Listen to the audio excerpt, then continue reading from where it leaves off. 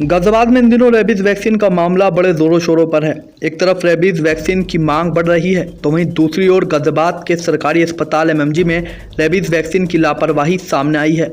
सूत्रों के अनुसार यहां किसी भी मरीज को कुत्ते के काटने पर रेबीज के सिर्फ 3 रेबीज वैक्सीन लगाए जा रहे हैं, जबकि वरिष्ठ डॉक्टरों के अनुसार कुत्ते के काटने पर 5 रेबीज के वैक्सीन लगवाने होते हैं। ऐसा कहना खुद गाजियाबाद के एमएमजी अस्पताल के सीएमएस राकेश कुमार का है। वहीं दूसरी ओर इंजेक्शन लगा रहे डॉक्टर के अनुसार मरीज को सिर्फ 3 इंजेक्शन ही लगाने चाहिए। अब ऐसे में आप अंदाज़ा लगा सकते हैं, जहां अस्पताल का बड़ा अधिकारी का बयान 5 इंजेक्शनों को लेकर सही ठहरा रहा है, तो वहीं दूसरी ओर उनके ही डॉक्टर के अनुसार 3 इंजेक्शन लगाना ज़रूरी होता है। अब ऐसे में रेबीज इंजेक्शन की ज़रूरतमंदों की ज़िंदगी से खिलवाड़ होता नजर आ रहा है। जान मोहम्मद, एक महीने पहले कुत्ते ने काटा, ब्याई भी कुत्तियां थी जिसने बच्चे दिए हुए थे, उसने मेरे काटा 1 महीने पहले।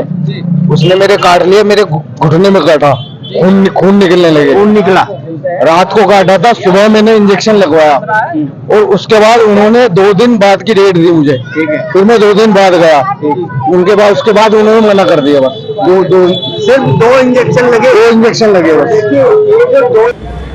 क्या नाम है आपका? कमलेश। अच्छा, कहाँ से आई हैं आप? गाजियाबाद से। ये बताइए, आप यहाँ पर लगी हैं कुत्ते के इंजेक्शन काटने की इंजेक्शन लगवाने के लिए। डॉक्टर ने कितने इंजेक्शन बताए आपको? कुछ हमें कुछ नहीं बताया, नहीं सुना है। 3 लगाए। 3 लगाए? हाँ। अच्छा, कितने दिन पहले काटा था कुत्ता? होली वाले दिन काटा था। तो उस दिन लगवाया था आपने? टेटनस का लगवाया था। टेटनस का। आज पहला इंजेक्शन है? दूसरा। टोटल 3 बताएं आपको? हाँ। 5 लगते हैं वैसे कुत्ते के काटने पे। अब देखो भैया कितने लगेंगे। मैं डॉक्टर राकेश कुमार और यहाँ पे मुख्य चिकित्सा अधीक्षक के पद पर इस समय काम कर रहा हूँ। सर, आपसे जानना चाहेंगे, आपके अस्पताल में रोजाना कितने मरीज आ रहे हैं रेबीज़ के और किस तरह से उनको इंजेक्शन लगाए जाते हैं? देखिए, ऐसा है, हमारे यहाँ पे लगभग एवरेज कहना चाहिए 100 से 125 पेशेंट यहाँ पे आते हैं और हम लोगों का जो रूटीन है दिन में 8 बजे से 2 बजे तक का ओपीडी पीरियड में रहता ही है।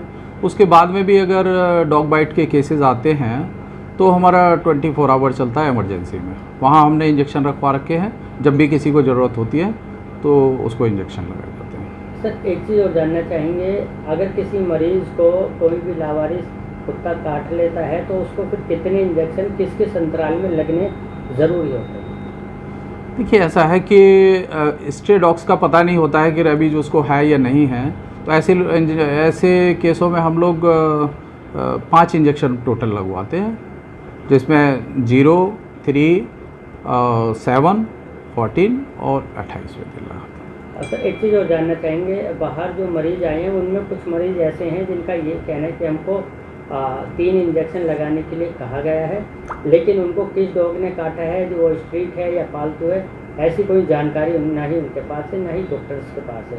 तो सर, ये क्या मामला हो सकता है? जहाँ तक स्ट्रे डॉग्स है उसमें हम लोग 5 इंजेक्शन ही लगवाते हैं जो संदेहजनक हैं, मतलब जिनके बारे में हमें आइडिया नहीं है कि कभी कभी ऐसा होता है कि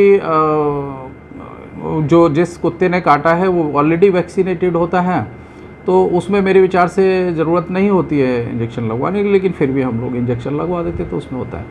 अगर बाहर से भी दवाइयाँ लिखी जाती हैं, जो इसमें अभी कुछ मरीजों का आरोप ऐसा है कि दवाइयाँ जो हैं बाहर से भी लिखी जाती हैं, उस पर क्या? बाहर से दवाइयाँ डॉग बाइट के केसेस में आई डोंट थिंक कि किसी को ज़रूरत नहीं होगी। मेरे संज्ञान में नहीं है कि बाहर से दवाइयाँ किसी को लिखी है। अगर ऐसा है तो मैं पता करूँगा उसके बारे में।